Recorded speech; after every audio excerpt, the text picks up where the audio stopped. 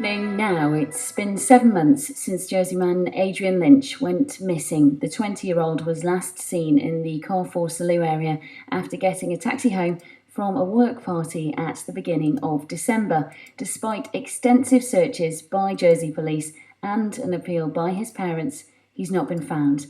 Many islanders are continuing to ask questions about the search. One of those concerned about the time it's taking to find Mr. Lynch is blogger Neil McMurray. In one of their press releases, they said that they've conducted a thorough and extensive search of properties and outbuildings.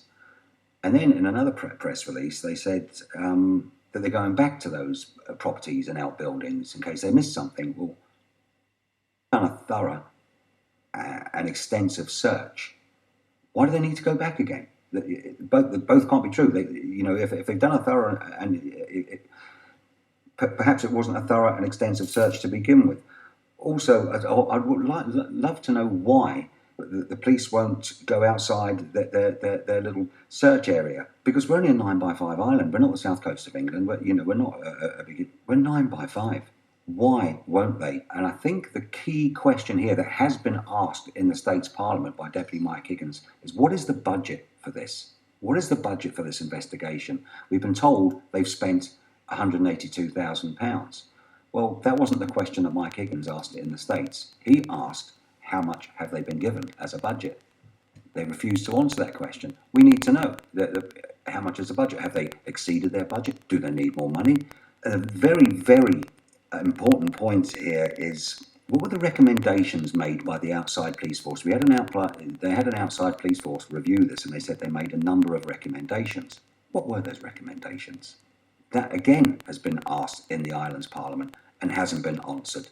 The public need to know, and the parents need to know, what were those recommendations made by the outside police force. Concerns there of Neil McMurray, a Jersey blogger, and I think it would be fair to say that some of the questions he's asked there are being asked by many on the island. Detective Superintendent Stuart Gull is from Jersey Police.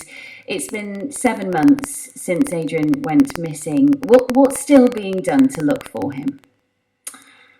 Yes, as you highlight, it has been 7 months now, and we continue to work and support Adrian's parents and his broader family. And believe you me, there's nobody is more sort of frustrated or upset that we haven't found Adrian thus far. We can only imagine what his parents and family are going through. It's the not knowing. Our family liaison officers continue to work with and support the family, and we continue to meet regularly with his parents. In fact, I'm due to meet them again next week. But when it comes to the search, what sort of size of team of officers are working on it? Manpower? Are there still officers out there? 7 months in,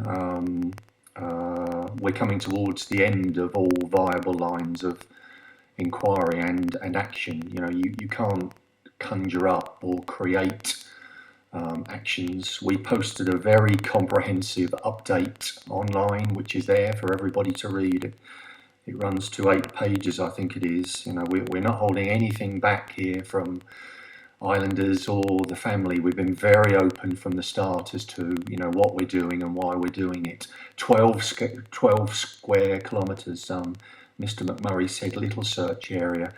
That's hardly a little search. That took thousands and thousands of man hours. But is it too narrow? Is it time now to extend the area that you're searching, extend out past the Carrefour Salou area? No, I don't believe it is. Why won't you look outside of that area? Because how far do you go? Resources aren't limited. We're a small force, an island of 102,000 population now, and we have, a plethora of other demands. If there is some information or intelligence to suggest us that further searching is, justified and proportionate, then but the fact that we he will hasn't do been it. found in that area, would it not suggest that it's time to look further afield? I know, as inconceivable as it is that somebody can disappear on an island 9x5, but it's simply not realistic. Where do you start and where do you finish? As Mr. McMurray said in that piece there, and I have spoken to him. He's posed these questions to me direct, and I've answered them. The reason we've researched is because during the early stages of the searching in December, we used a number of volunteers, and they're not trained police searchers. So in January we did go into outbuildings, and that was when our hypothesis, our thinking was further informed, and we do believe that Adrian's last confirmed sort of location was back where he started, almost right in Cook's Farm, and where we found his belt. So that's why we went back into that area. In respect to the budget, finance is not an issue here. There is no budget for this job. We have spent over 182 additional £1,000. That's not the issue. There is still work ongoing. It is quite narrow now. We've got about 12 lines of inquiry that are still being pursued. 2 of those are forensic. There is further limited searching taking place, and we continue to work with the family. So, we haven't stopped, and we won't stop. The search will continue. Did we have enough resources to do this search at the beginning? You talked about volunteers then. Why weren't experts used from the beginning? They were. We engaged very early on with the College of Policing, with the National Crime Agency, both of whom have been over. We've used sonar, we've used air support, we've used specialist cadaver dogs, search dogs on 2 occasions, and sadly Adrian, hasn't been found. That wasn't for weeks afterwards though, wasn't it? I think I recall 2 weeks afterwards the dogs were introduced, and the extras, the specialist equipment. Should that have been introduced sooner? No, I don't think so. It's a proportionate approach. It's a staged approach. We did believe we'd find Adrian early on, but we haven't, and that's why we adopted the approach that we did. Something else that Mr McMurray touched upon is that officers from the UK's National Crime Agency have been to Jersey and reviewed what's happened in the search so far and made some recommendations. Can you tell us what they were? I don't have them to hand this morning, I'm afraid. They did make a small number of recommendations. They've all been considered. We've discussed them with Adrian's family, and those that were viable and that we could pursue, we have done. How long will you continue to look for him? We won't stop. The search will continue, but it has to be based on information. It has to be based on intelligence. We're still engaging with communities.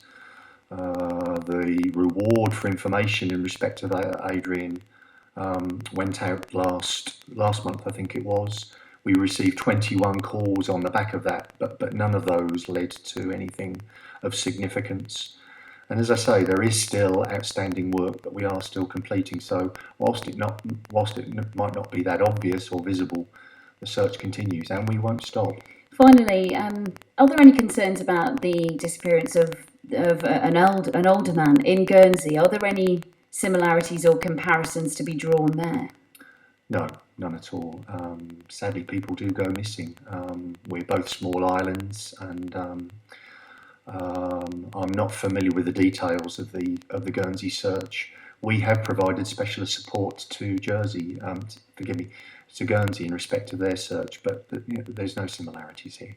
Detective Superintendent Stuart Gold, thank you very much for your time this morning. He's from Jersey Police. It's been 7 months since Jerseyman Adrian Lynch went missing. The 20-year-old was last seen in the Carrefour Salou area after getting a taxi home from a work party. And as you've been hearing, still questions being asked about the search as it continues.